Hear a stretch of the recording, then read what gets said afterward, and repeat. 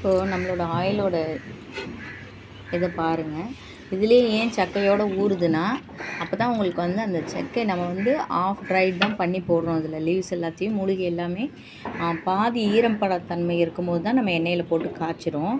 அதனால் இது வந்து நல்லா ஊறி அதில் இருக்க எசன்ஸ் எல்லாமே அதில் ஃபுல்லாக இறங்கி வந்தால் தான் உங்களுக்கு வந்து நல்ல அதோட மருத்துவ குணம் வந்து நமக்கு நல்லா சேரும். அதனால தான் அதிலே ஊற வச்சிடும். 16 லிட்டர் வந்து தேங்காய் எண்ணெய் போட்டிருக்கோம் இதில். அதுக்கு தேவையான குளிர்ச்சிக்கு எவ்வளோ தேவையோ அதுக்கு நல்லெண்ணெய் ப்ளஸ் ஆமணக்கெண்ணெய், அவ்வளோதான். 3 எண்ணெய் மட்டும்தான் இதில் சேர்க்குறோம். மூலிகள் பல பாருங்கள், உங்களுக்கு யூஸ் பண்ணுறதுக்கு நல்ல ஒரு ரிசல்ட் தரும். முடி ஹேர்ஃபால் கட்டாயம் குறைஞ்சிடும், பொடுகு தொல்லை போயிடும். பேனுக்கும் மருந்து சேர்த்துருக்கோம் நாங்கள்.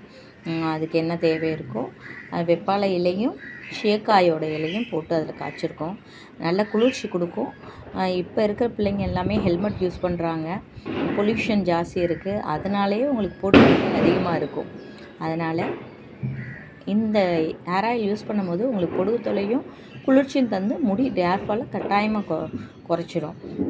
நான் எனக்கு ஒரு ஹெர்பல் ஆயில் அடுத்தவங்கள்ட்டேருந்து வாங்கிட்டு தான் உங்கள் பேரை சொல்ல விரும்பலை. பட் அது ரொம்ப நல்ல ஆயில் வந்து இந்த கலரிங் இல்லை.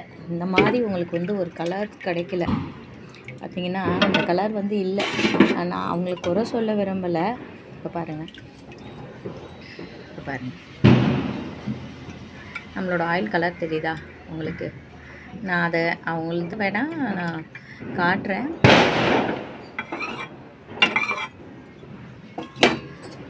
இதுதான் நம்ம ஆயிலோட கலர்